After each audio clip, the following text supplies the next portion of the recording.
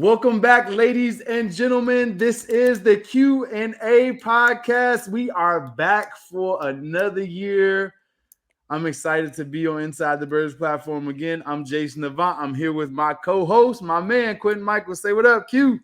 What's up, everybody? It's been way too long. I miss seeing this handsome fella right here. I Oh, miss you know I talking got the about the cheat sheet. birds. I see you. Okay, I see you. Looking That's just my good in man. shape and stuff. Yeah, Hey, man. we got to do what we got to do. What's up, man? It's great to be back. Great to see you, man. I'm excited about it. Um, Yeah. yeah, it's gonna be a little fun, Let's man. Let's get into it. To everyone that is listening, make sure that you check us out. We're on the YouTube channel, Inside the Birds at gmail.com, Amazon and Apple Music. Check us out. We will be doing our show on Mondays. I think it airs either on Tuesday. I believe it's Tuesday now. So make sure you check us out Tuesday or Wednesday. Um, yeah, we're excited about it. Q, Birds are 2-0. Yep. 2-0. 2-0. Birds are 2-0. There's a few topics I want to get into.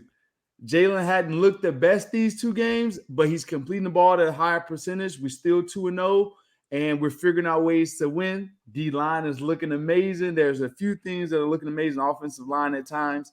So let's get into the first topic. The first topic is going to be Kenneth Gainwell or DeAndre Swift, and why? Which one do you prefer? Oof, that's a tough one, man. But the way Swift was toting that thing the other night, I'm like, he needs some more reps. I mean, he's so explosive. He's strong. He Mhm. can catch the ball at the backfield. He's a big play threat. And I'm not sure necessarily in the meeting room, if Gainwell, if they trust him a little more than they trust Swift right now, because Swift, he just kind of came over here this year, so a little bit less experience in terms of X's and O's possibly involved in this offense. But man, he was something else, man. I was enjoying watching him run the ball. I love Gainwell as well, but I just think Swift just offers you just a little bit more oomph. You know what I Yeah, mean, in the run more game, explosion. more explosion, more power. Yeah. Now, how do you justify after that game of having 100 and what did he have in that game? 175 Yeah. touchdown, 6.3 yards per carry. How you justify giving him one carry in the Patriots game? That kind of looks bad. It looks real bad. No, I tried with that game though. The first game of the year, playing against Bill Belichick, Steve Belichick. Not the greatest weather. I'm gonna give him a mulligan on that one. Okay, Okay. maybe I'll give him. It's game one. All right, we're still trying to learn our way through new offensive coordinator. New defensive coordinator. Find a way to get the win and move on. But uh, now we know. Yeah, Now we now we know what know. he can do. So let's see what he can do and continue to develop. Well, here's my take on it. You never know what's going to happen with a running back that comes in a little bit later in the offseason because there's a lot to pick up. There's blitz protection. There is different calls when it comes to calling out the mic and as part of the blitz. There's different route concepts. There's also different ways to run, zone, gap, man. Everyone has their own nuance of how to run it. Gainwell has been in this offense. He had some success in the playoffs last year. So therefore, you may give him more of a shot to start out than DeAndre Swift. But going forward after that game and seeing how explosive DeAndre Swift can be, you would think that they would give him more reps. Now, I don't care who you put behind that line, they're going to make yards. Even Boston Scott, whoever was in there was getting first downs because the offensive line dominated. I'll give you a stat 133 yards DeAndre Swift had before he got touched. Wow, that's crazy. That's crazy. That That's shows you how before he good got those. touched. That You know shows what I you how mean? good they are, man. Yeah. So you really And think of it, only 42 yards he earned on his own. that's crazy. That's a crazy stat. I like that, man. Yeah, it's And it's nuts. not like they're playing, the school of the blind. I mean, that D line was moving. I mean, Harrison Phillips, big, strong, nose tackle. Dean Lowry. Who else? Yeah, Bullard. Especially Yeah. early on, I thought that Phillips was kind of giving us a little bit of run for our money, but I mean, once them boys said, "Hey, we're gonna stick to the run game," and turned it up, it was a wrap. Yeah, so that's my take. I think DeAndre Swift has definitely opened the eyes of the fans, and he's made it so clear that if he doesn't play, everyone's going to ask about it, right? So when you have a 175-yard game like this, and you see the explosion, you see the 40-yard run, and you see the difference, you took it out of the coach's hands and the coach's decision, the GM decision, right? If it was just him and Gainwell sharing reps, and both of them would have been healthy. Now DeAndre Swift is putting so much pressure on the organization because the fans saw it. Now they're never going to forget it. So they're going to constantly ask for DeAndre Swift. So I don't necessarily know how Gainwell can gain his job back without giving DeAndre Swift a shot first. So DeAndre Swift have to mess up something in order to get that, in order to be taken out again. Absolutely. I just think that, yeah. So, but that's what you do. You go out and have a game like that, and then you don't come out. That's how it happens. And hey, listen, I remember when he was with Detroit last year, he was giving us fits. Well, he did give us the blues. I remember that. That was CJ Garner-Johnson, terrible tackling performance. Him and Bradbury had a bad game tackling that game. They wanted no part of that. Yeah. All right, let's go to the next topic, Q. Listen, the pass game. The pass game has been up and down. Jalen doesn't look like himself. It looks like he's seeing too much. Yeah. Do you think that is the play calling of Brian Johnson, or do you think it is the defensive schemes playing Belichick and Flores, which is the Belichick disciple, route designs? Like, are we hoping the receivers get freed up? Like, what do you think the problem is when it comes to the passing game? To me, I think it's a mixture of all of those. Okay. I think if you look at, so I was watching the game again, and I'm looking at, there's a lot of similarity between the Vikings offense and what they tried to do, and the Eagles offense and what we tried to do, even all the way down to the bunch sets, which I'm not a huge fan of, the trips bunch sets, right? So to me, it's a mixture of two good defensive coordinators who said, hey, we're gonna keep our safeties high. We're going to protect the middle of the field. We know that Jalen likes to throw inside breaking routes, so we're going to take that away, and we're going to show him different looks. We're going to show, double A gaps, bail out. We're going to show double A gaps in blitz. So it's a little bit of that coupled with, I think to me the biggest thing is the difference, and I kind of got off topic there, but the biggest difference is what's his name? Quarterback Brian Johnson. Cousins. Kirk Cousins was taking what the Eagles defense was giving, right? Very similar offensive scheme, very similar plays, but the difference is Jalen draws back. It's like he's waiting for that big play instead of taking what the defense gives you, and then moving up to the big plays later on in the game. And that's exactly what Cousins was doing. I mean, a couple times we were playing secondary-wise, we were like 8-10 yards off. Guy runs a 5-yard in or 5-yard out, and Cousins, he had other guys, but he's like, I'm just going to take this right here, see if he can get us some yards, and move on. A lot of times with Osborne, and so I think it's just two things. The two biggest things is play call, formations, and the last one is Jalen not taking what the defense is giving him. Mm-hmm. So, what about you? What did you see? So here's my thing. There's definitely a difference in play calling, and there's a difference in formations, and there's a difference in the way that the Eagles are attacking these style defenses. And I'll give the fans and the viewers kind of a glimpse. If you just go with me here. I want you to imagine this. The first 6 plays of the Vikings game, they ran a 6-man pressure. Brian Flores did a 6-man pressure. So what that leaves is 5 defenders in the back end. All the 5 defenders were at least 10 yards away from the line of scrimmage. All right. So they played this.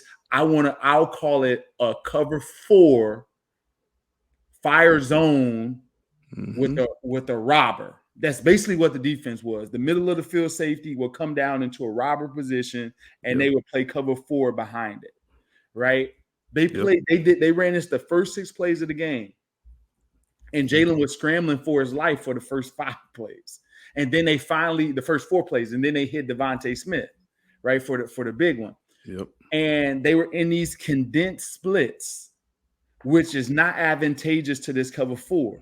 Like, spread them out so you can pick your poison to be able to throw a 5-yard, to be able to throw an end breaker, run some 3-man flood routes so you can get one trailing, right? Those types of things. So you can take 2 for 1. You send a guy across the face. Now you take the robber and that post safety out. Now you got 2 on 2. You got 1 on 2. You got those types of things in your favor. You got the numbers in your favor again. So that's play calling. Now, Jalen is struggling when it comes to seeing all of this and eliminating things before it happens. Yep. Same way with the Patriots. Like, when you see this defense, when the defense is running it time after time, they're running a few things. You have to eliminate things before you get to the line of scrimmage. Yep. There are certain things that you shouldn't read out, like the interception that he thrown. It was clear that it was cover 2. Very rarely in NFL can 2 people pick a ball. Yeah. 2 people could have picked that ball. Yeah. The hook defender could have picked it, and the free runner that's in the middle of the field runner in cover 2 could have picked it. Yep. Right? They only played 4 coverages the entire game. Yep. They didn't play man much. They ran cover 4, cover 2, and a little bit of 3, and they may have all out blitz maybe once or twice, right? But it wasn't much. It was very, very easy to read after that first 5 plays. So I will put that on Jalen Hurts. Now, receiver separation, I don't think that's a problem. I just think that the play calling is different. Jalen Hurts has to see better, and it's hard when you got 6 people at the line of scrimmage. That's the hardest part. It's the 6 people at the line of scrimmage with bunch formations, which looks like 7 or 8 people at the line of scrimmage. So it's hard to know where the mic is and where the pressure is coming from. If you spread it out, now you can see clearly for the quarterback, and they start to do that later in the game. Absolutely. That's spot on, man. And going back to, I wanted to say this too, because going back to that interception, was it Theo Jackson, right? Yeah. I'm looking at that. He was in the A gap, and he's a safety. So they were playing dollar, which people, it's one Mike linebacker, and the rest were all DBs, right? So that's another situation where I think too, with Jalen, experience wise, he's going to come to the line of scrimmage. He's going to be like, hey, you're not supposed to be right there. Like, let's check into something else, because I know there's one Mike linebacker and the rest are DBs, so they're trying to set something up. So I just had to make that point, because I saw it. I was like, where the heck 25? Where'd he come from? And then I showed the replay. He's in the A gap. And that right there, and it was a good adjustment for, but it kind of took too long. The reason I said it took too long, you can't wait to the 4th series in order to get into the run game. You look at their defense, you got 3 down linemen, right? Yep. You have, 2 guys that are standing up there, and then you got an extra guy, but they're small. So therefore, when you bring, and they weren't changing. We went 12 personnel. So now you really look at the box, you got 9 people against their 6. That's an adjustment right there, right? Because you got to count Jalen as a person, because you got to contain him. There's a person that's responsible for him. So that's one person out of the account. So you could get to that run game with a check like that. Easy. Yeah. Easy. Yeah. So you got to do what the defense is, take what the defense is giving you. All right. Let's go to this question. My man, W. Moody says this: if guys are open, and they are, and Hurts isn't hitting them, is that the OC or the quarterback coach? I see a lot to blame on the OC, but nobody is mentioning that Hurts doesn't have the same quarterback coach in his ear. What responsibility does the quarterback coach have in this offense? You want me to speak to that, or you? I'm gonna say one thing, and I'll let you get to it. Oh, go ahead. How much money did Jalen Hurts make this year? Oh man, he up there. He up there, $53 million a year. He up there. It don't matter. Like, at this point, right? You got the bag. Okay, we can't put it on the coaches, right? You're 3 or 4 years in this league now. I think that there is some credence to that, a different quarterback coach, but You got to adjust, man. You got to go. So I'll let you hit that one home for me. Look, man, the last thing, Alex Tenney doesn't want to hear his name called at all. Say that. That's our quarterback. He like, man, leave me out of this. I don't have anything to do with this. No, let me stop. So yes, here's the responsibility of the quarterback coach. It's to prepare him to be able to go through his progression, to understand, where the ball is supposed to be, when it's this coverage, when it's that coverage, all progression based. KYP, that's a big thing with the quarterback coach as well. Know your personnel. Know when this person is in this position, where you want them to be lined up, where the mic is, and how you're going to call this protection. If they get into this defensive front, you expect this, this, and this. If they get into this coverage, you expect this, this, and this. Like, that's the quarterback coach, to get him prepared for what he's going to see. That's what the quarterback coach does. And the offense coordinator does that too, and the head coach does that too. So those three people are the people that talk to the quarterback the most. So, but there's teamwork with that. Now, as far as seeing the defense, Belichick threw some things out there that were just unsound. And I just think that that's going to scare any young quarterback. When you go cover 0, but you go 4 behind it,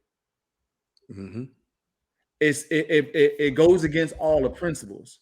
It goes against all the principles. So when you get crossers, nobody's chasing the crosser. They're kind of zoning it off because it's like a mush cover 4. The same thing Brian Flores was doing. Yep. Same thing. That play, you need to have experience against that. And now, so Jalen is seeing things that he didn't see last year. And that's the advantage of seeing the film the entire offseason, to be able to come up with a strategic game plan within time, that you can scout this team and have proper time in order to confuse the quarterback. Last year, everybody did the same thing against Jalen. Yeah. These first 2 games is nothing like what he's experienced last year. Nothing like it. It's true. Okay. That's a great point. So they're working through that. So the plays that the Eagles have in the system are some of last year's plays, but they're playing against teams that have scouted them in depth. So they're making adjustments too. So I don't want to go off and say, this is Brian Johnson's fault, this is Alex Tenney's fault, this is Jalen Hurts' fault. They're adjusting to what 2023 is bringing them. And it's going to take a few games. You know who else has to adjust? The receivers have to adjust. Dallas Goedert didn't get a catch the first game. Everybody's adjusting because they're in last year's mindset. The offense should click like this. We should do this. We should do that. No, this is a whole new year. Teams are going to play you differently because it wasn't successful last year the way they were playing you. So I have to do something different in order to throw you off. That's what's happening, and they're making adjustments. So that's what I'll say. The quarterback coach is responsible for some of it, but the quarterback is learning through this process. Remember, this is his 4th year. This is not 5th, 6th, 7th, 8th, 9th year. This is not Alex. This is not Aaron Rodgers or Tom Brady that's seen everything. This is a guy that hasn't seen everything. And because he can run, and because we run the ball so effectively, teams have been limited on the coverages they will play against him. Now teams are starting to figure it out. Oh, we can throw more at them. And if they continue to succeed, you're going to start seeing a lot of different stuff. So that was a long stanza there. That was a great point. Yeah. All right. This part kind of made me mad. I want to get your take on it first, though. Okay. Frustration. A.J. Brown on the sideline. Minnesota game. Is this the start of trouble or just a small blow up? Do they need to make sure he's getting the ball? I'm gonna say, man, receivers, they always crying. You guys are always crying for the football. Oh my goodness! I'm open. Throw me the ball. We are always open. He was open too.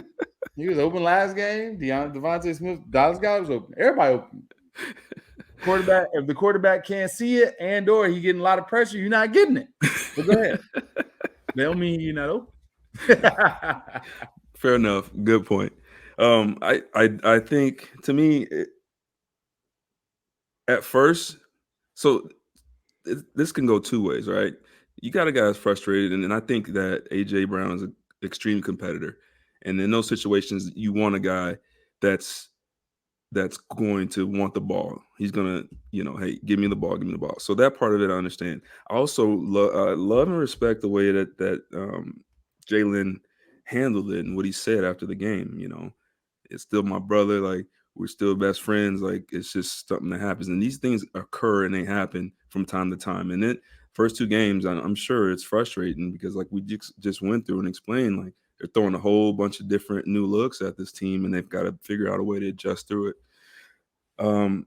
I would say if it continues, if it happens again, then it's going to end up being a big issue. But as of right now, I don't think it's quite as big a deal. I think it's more just competitors wanting to get the ball. What is your take? I didn't like it. Yeah. It pissed me off. And I love AJ Brown. I believe that he is an ultimate competitor. I believe that he is one of the most talented receivers that the Eagles have ever had.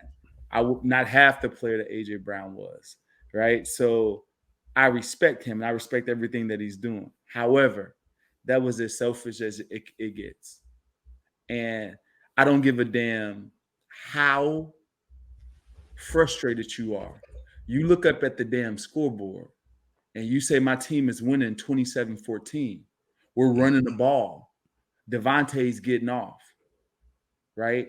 Mm-hmm. And you suck it up. You fight the feeling. This isn't a temper tantrum that we throw for 5 and 6 year olds. Yeah, the NFL has made it a thing for receivers or any other player, quarterbacks, to be a diva for no apparent reason. When your team is winning, you shut up. You go out there and do what you can in order to help your team win.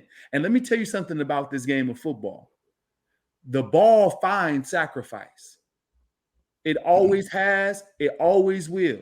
When you go out there and you throw it on the line for Devontae Smith when he's breaking the tackle, you go out there and you throw it on the line because the offensive line is throwing it on the line. I know damn well Jason Kelce plays through injuries and hurt, and as well as everyone else. Dallas Goedert didn't get a ball last week. He got one target last week. He didn't say anything, right? So people go through these valleys and these come in bunches. But if you sacrifice, it's going to come back to you. And if you put in effort, the ball will find you. Just like the ball will not find you, even though you throw a temper tantrum on the sideline. You catch a touchdown because the ball feels that energy. Penalty, come back. You don't deserve it. Pass interference that didn't get called. You don't deserve it because you're acting like a brat. That's just how the ball works. The ball don't respect selfishness like that.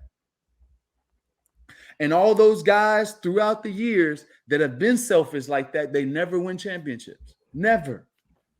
Never. T.O. didn't win one.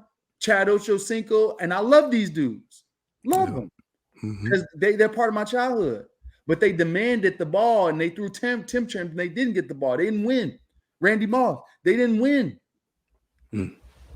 It's something about that. You got to eliminate that in order for things to go forward. And that's all I'll say on that. Listen, if AJ Brown sees this or Jalen Hurts or anybody else, I love you guys. I want you guys to win. That right there is not a part. And you're taking it from a person that sacrificed his whole life for the team.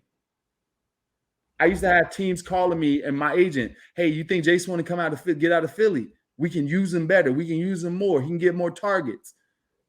Macklin one day came to me and was like, why the hell are you still here? People don't realize how good you are. Wow. But you sacrifice it for the good of the team because you want to win. And that's what I want to see. And what it does is that, and I'm beating this up. The game happens like this. 27-14. You throw a temper tantrum on the sideline. They try to force feed you the ball. It doesn't happen. They get sacked 2 times in a row, take the team out of field goal range when they're running the ball successfully because they're trying to get you the ball. So they punt the ball. The Vikings go down and score. Now it's 27-21. Mm. If we didn't come back and run the ball the next possession and go up again, the Vikings could have had the momentum at that point. All that happened because we were trying to baby somebody. We had the ball in the plus side territory on the 40-yard line. All we had to do is continue to run the ball, at least get a field goal to go up more points so we don't have to worry about that dreaded 6-point lead. Mm. Yeah. Right? So, Yeah. like, little things like that can change the outcome of the game. And you don't want your quarterback that's struggling seeing defenses not because he can't, because he's seeing new stuff from I left the game or left watching the game having a lot of respect for Brian Flores, especially in the pass game, because I was like, this is damn good defense to call for a younger quarterback that's getting only certain coverages to disguise this stuff. Him and Belichick, I was like, they had passing game, that excellent passing game strategy. Yeah, I agree. So he's already struggling with that. The last thing you need to be doing is trying to figure you out. And that's where selflessness comes in. All right, Q, I'm done. No, I like it, man. That's the first time. I love it. Receiver saying what you just said. Hey, that never happens. Listen. I love me some AJ Brown because he's a dog and he's a competitor. He has that fire. I love that, but you got to contain it. I don't like it. It's like a person that's going off on you and just blurting out in public, like, oh, but they love me. Like, no, like that person is a nut, and they have no self-control. I don't care how much she or he loves you. Hitting you upside the head. Love me. Crazy. All right, here we go. There we go. Yeah, let's go over to the defensive side, man. Okay. All right. Let's talk about the defensive line first, right? Jalen Carter, Jordan Davis in the middle. You got Fletcher Cox. Apparently, he was playing 68% of the snaps. You got Josh Sweat. I mean, who else? Who else I forget? You got Derek Barnett. I mean, they got like 8,000. Barnett hadn't been getting run, but Brandon Graham, BG, his snaps are down. Milton Williams. Milton, yeah, he's been playing. Jalen Carter, yeah. I mean, thank God though. I mean, thank God we have so many D linemen because guys are dropping like flies right now. They are. So anyway, how'd you feel that game went for the defensive line? How it's okay. So or just for let's. So they gave up, I want to say 28 yards rushing to running backs. Mm-hmm. Okay.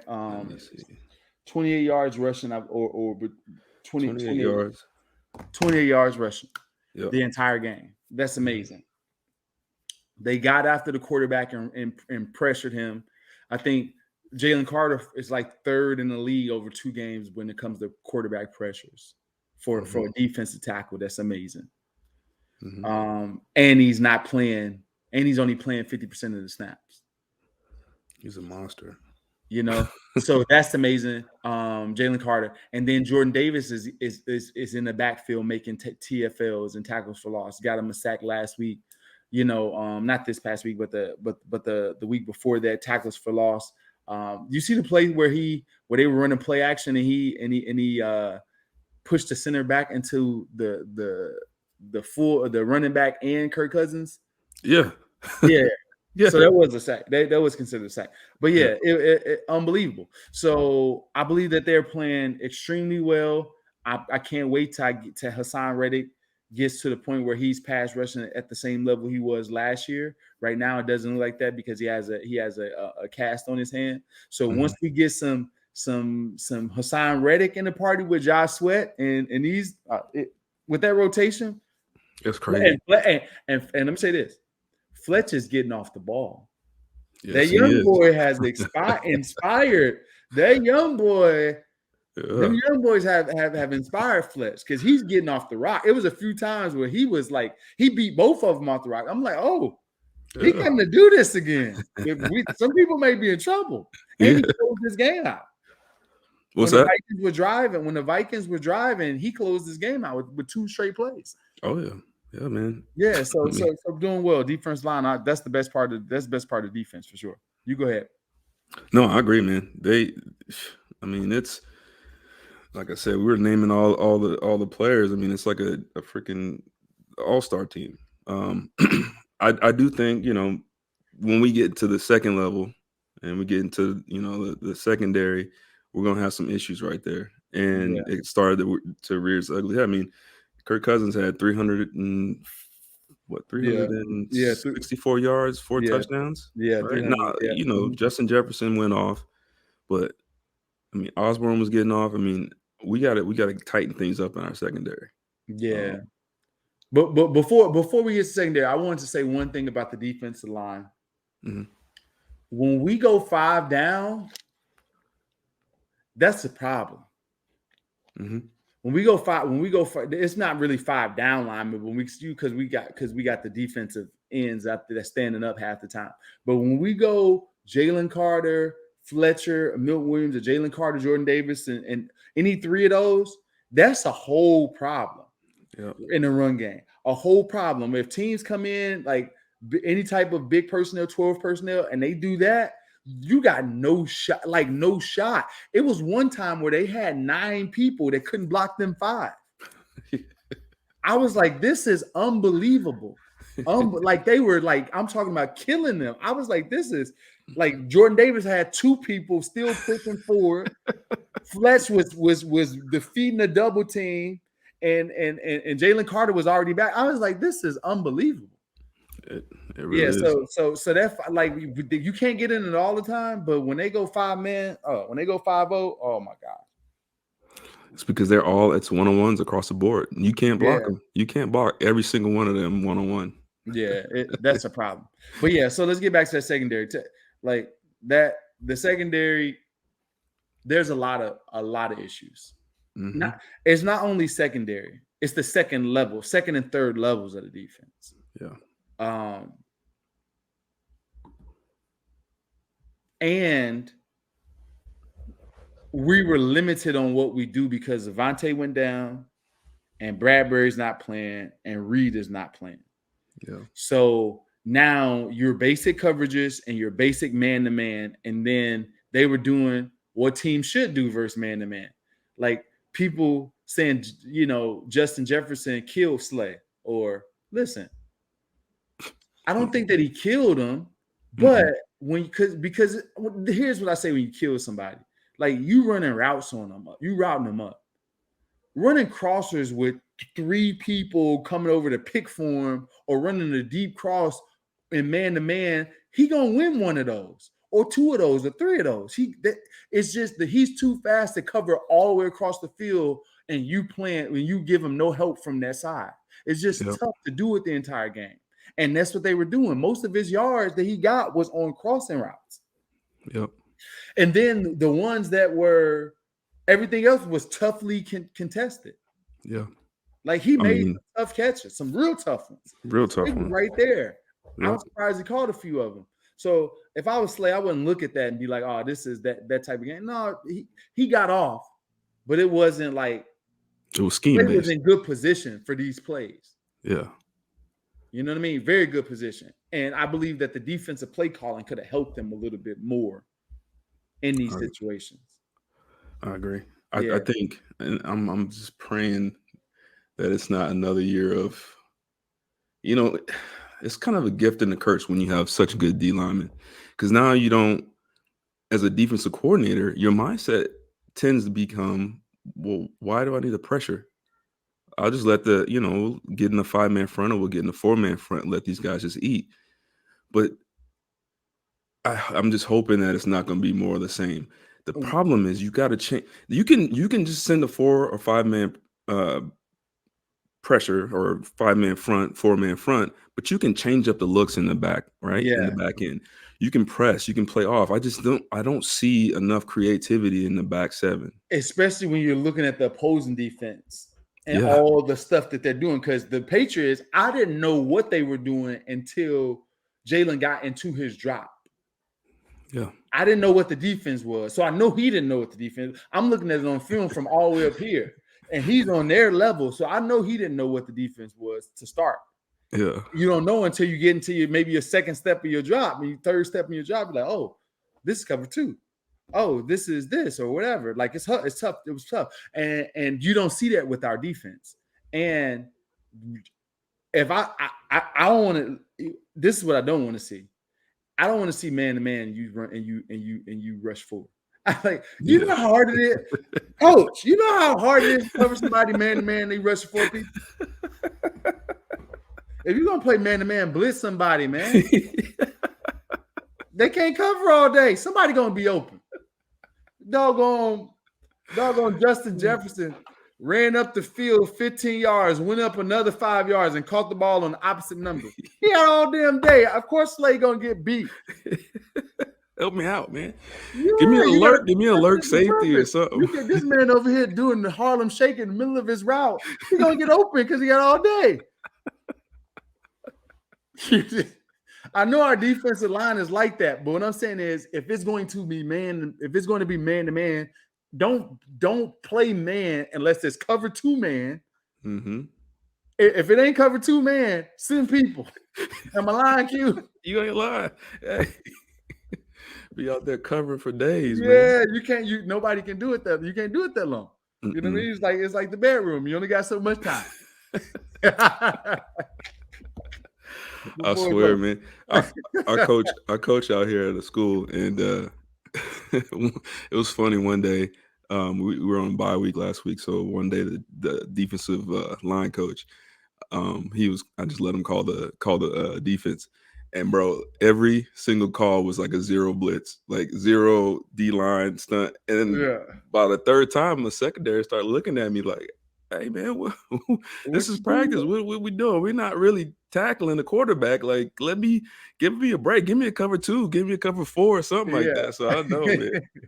Yeah, you can't do too much in one thing. That's how they got beat. That's how the Vikings got beat. Mm-hmm. On Devontae Smith, they kept running the same, and then finally they got him, which is a good call. I'm wondering why they didn't go back to that, because they kept playing the same defense. Yeah. They got him later again. So yeah, they did. Never mind. Linebackers. Yeah. We have hard time covering, and I let the fans know that. So we don't have any coverage linebackers right now. Morrow or Nick Morrow is a little bit too, like, I don't know if he looks slower and out of shape running. Yeah. Like, though he was in position enough to make a tackle on Hawkinson's touchdown, but that boy was moving so slow to get over. I was like, that boy looked like me out there running, moving slow. I was like, oh my gosh, that's a problem. Justin Evans made a few plays, caused the fumble, got a fumble recovery. Good job from him. Yeah. Easy to move though, Q. Yeah. Easy to move. I'm talking about easy to move. The quarterback look over here, he gone. I'm like, freaking Osborne one time, couple times, running scot-free down the middle of the field. Kirk Cousins couldn't get to it because D-line. But Kirk Cousins just looked over here for a second. If he would have came back, it would have been touchdown. He in the middle of the field. He was all the way on the other side by the sideline. I was like, somebody's like licking their chops right now. So we got to like clean some stuff up. They got to clean it. We got to clean stuff up. What do you think of Cunningham at linebacker? Good tackler, can't cover. Yeah. Don't understand route concepts. So we got to figure it out. We may have to look in free agency for. So here's the thing: when it comes to free agency, you can't, because it's so late in the year, and when it comes to the season, first couple games, like picking up free agents, you may have to get just specific players. And it may give you away, but at least you cover. So if you need a coverage linebacker, get a coverage linebacker. If you need somebody to come tackle, get somebody to come tackle. But you can't have 3 guys that can't cover. Yeah. You just can't. Somebody got to be able to recognize route concepts. Yeah. Yeah.